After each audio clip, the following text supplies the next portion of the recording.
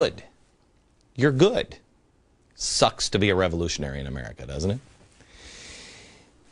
Van Jones is a guy that most people dismiss, and I'm telling you, even though he's left the White House, he is a major, major player. I want to give you a new look at some old audio that we've played on this program before. So now your challenge as you leave here, our challenge, is to take care of that bottom-up part and that inside-out part, the heart part. That's where we're weak now. Top down, bottom up, and inside out. Okay, there's two things that he's talking about here.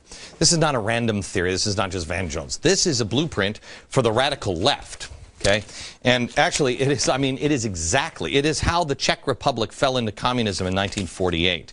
This is actually from 1961, the 87th Congress, how Parliament can play a revolutionary part in a transition to socialism, the role of popular masses. This is quite fascinating. And here's what it is. Basically, in a nutshell, revolutionaries have a solution. Revolution isn't the solution. Communism or socialism, that is the solution. Power, concentrated power. So they have a solution. Then they have to put people in power to implement that solution. But you can't be out in the open. So you have to create or exploit problems.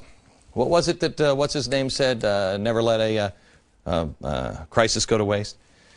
Number 4, overwhelm or collapse the financial system. You create strife.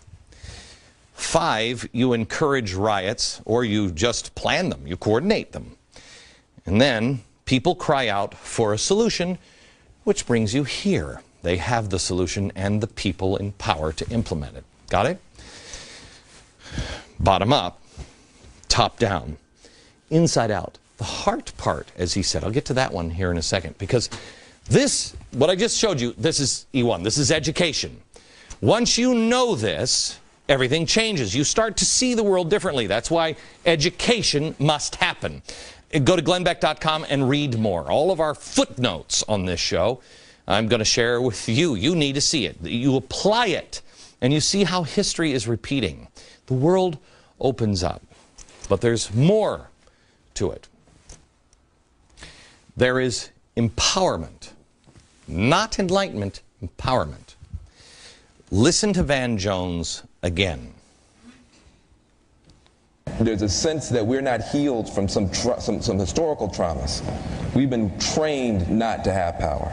We've been trained to protest. We've been trained to critique and to be mad at massa. We have not been trained to grab the whip and put it down and run the plantation. That's not what we've been trained to do. Okay. What is he saying here? He's reminding people that you have the power.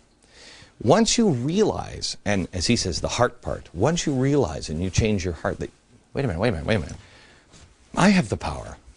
I have the power. Then you rise up, and he says, grab the whip. Change your heart. Inside out. Change yourself from the inside out. That's empowerment. E3. Van Jones is trying to change people from the inside out. And it's a good goal. To get them to stop living a life of theory and put it into action. Rise up. You're powerful. It's good unless you're one of the founding members of the communist revolutionary group Storm, like Van Jones is, and because then the rise up is start the revolution that you so desperately want. So that kind of doesn't, that's not the same here. It's almost like, may I? It's like the Star Wars movies. This is the Force. It can be used for good, or it can be used for the dark side. If you remember in Star Wars, they started to assemble the Death Star. What have I told you? They're putting together a system, and you're not going to like it when they turn it on. The Death Star. They have all the players. And what do all those players do? It's all about power and control. And they have to trick people into it or force people into it. Anger, hatred, rage. It leads to the dark side. However, they will tell you the opposite.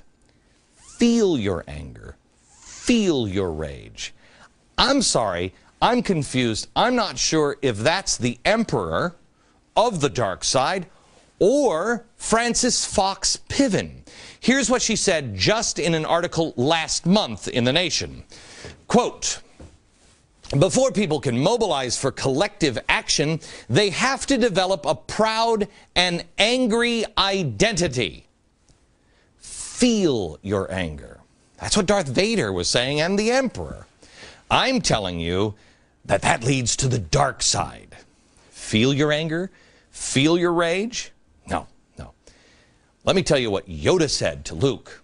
That leads to the dark side.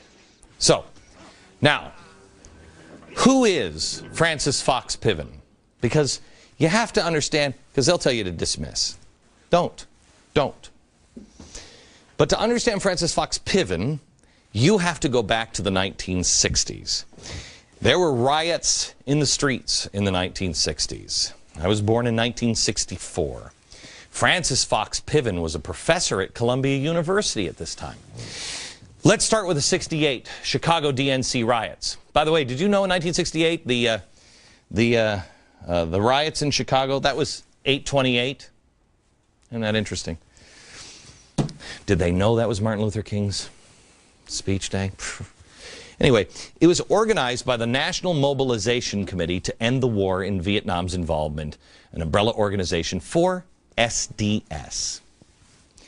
Then, 1968, Columbia Uprising, also SDS. Another one, Days of Rage. Who was behind those? Told you on the program, it was SDS. The leader of SDS at the time, or co-founder of SDS, is also now running the charitable arm of Open Society for George Soros. But forget about him, he's a kind old man. The Weather Underground also were there. And they were helping with the Watts riots in Los Angeles. Now, in classrooms, they'll teach our kids about the Watts riots just being a reaction to police brutality. That's it. An education. E2, education. But this education was given by William Ayers, who was part of the Weather Underground. They have co-opted our education, taken it over. They rely on you, allowing them to feed you and our children the information. One thing Ayers will never teach you is about what the Watts riots served as an inspiration for. I found this out the other day, and I find this amazing. The Watts riots served as an inspiration for the Cloward and Piven strategy. That was it. They saw that and they went, oh my gosh, I have the answer. A violent riot inspired them to help create more riots. Feel your anger. Let the hatred flow. Most people would have seen this and said, wow, we got to make sure that doesn't happen again. But not Frances Fox Piven. This was an epiphany for her. The solution on how to finally collapse the system, cause people to riot, and bring in her Marxist government solution. That's pretty damn evil. I must be wrong.